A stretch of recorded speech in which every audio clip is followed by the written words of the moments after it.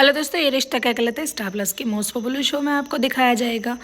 तारा जो होती हैं वो मिलने के लिए चली जाती हैं क्योंकि नक्श होते हैं वो उनको मिलने के लिए बुलाते हैं। जो यश होते हैं वो कहते हैं कि तू नर्वस तो नहीं हो रहा। तभी नैतिक जो नक्श होते हैं वो कहते हैं कि नर्वस होने की क्या बात है, अरे भाई मैं उसको प्रपोज करने के लिए जा रहा हूँ, बस थोड़ी सी घबराहट तो होती ही है।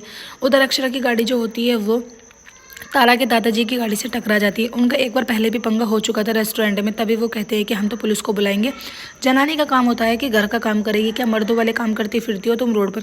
इन दोनों के बीच में इतनी बहस हो जाती है कि वहाँ पर तभी पुलिस आ जाती है। पुलिस जो होती है वो कहती है कि मैडम तो मैं हमारे साथ थाने चलना होगा, लेकिन अक्षरा जो होते हैं वो घबरा जाते हैं। कहती हैं कि पहले मैं अपने हस्बैंड को कॉल करूँगी, उसके बाद ही मैं यहाँ से कहीं जाऊँगी। वो नैतिक को कॉल करती है। नैतिक जो होते हैं मीटिंग में, लेकिन वो फ़ोन नहीं अटेंड कर पाते हैं। उसके बाद वो डुग्गू को फ़ोन करती हैं, कहती हैं कि डुग्गू जल्दी से तुम पास वाली मार्केट की जो पार्किंग है उसमें आ जाओ।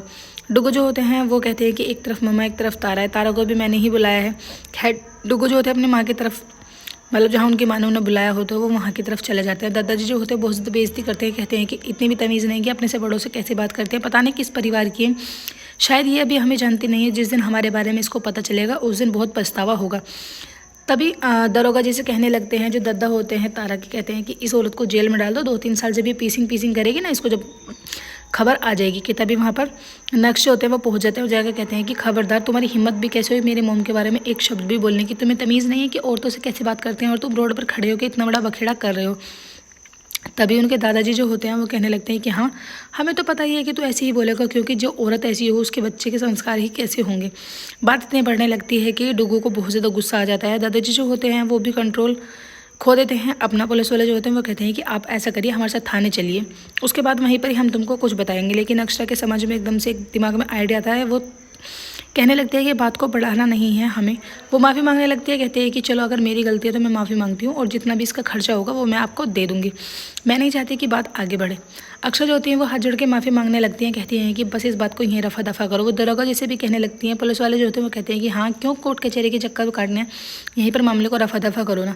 उसके बाद दादाजी जो होते हैं वो अपनी कार में बैठ के चले जाते हैं, कहते हैं कि ठीक है चलो किया रफा दफा। उधर तारा जो होती है वो पार्क में इंतजार कर रही होती है नक्श के। वहाँ पर उसको 2 लड़के छेड़ने लगते हैं। उसको ये बर्दाश्त नहीं होता है, अपनी होके निकालती है और दोनों पर ज़ोर ज़ोर से बजाने लगती है।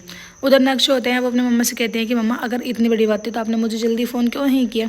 उसके बाद उनके मम्मा जो होते हैं वो कहते हैं कि ऐसे ही मुझे ऐसा ही बेटा तो चाहिए था, मेरा जो मतलब औरों का भी सम्मान करे और मेरा भी सम्मान करे। वो उनके साथ वहाँ प्यार करने लगती हैं।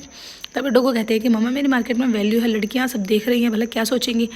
उसके बाद नैतिक जो होते हैं वो अपने रेस्टोरेंट में ही होते हैं। फ़ोन करते हैं अक्षरा को। अक्षरा कहती हैं कि मैं वहीं पर आ रही हूँ, आके तुमको सारी बात बताती हूँ।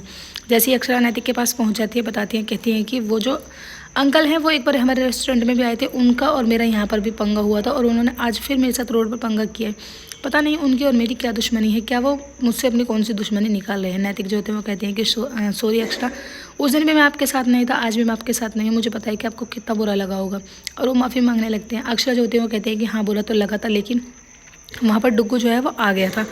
उधर तारा जो होती है वो नक्श कहती है कि अगर तुम्हें टाइम पर नहीं आना था तो मुझे मना कर देते। इन दोनों के बीच में बातें होने लगती हैं, लेकिन नक्श तारा को प्रपोज नहीं करते हैं। तारा सोचती है कि शायद ये मुझे प्रपोज करेगा।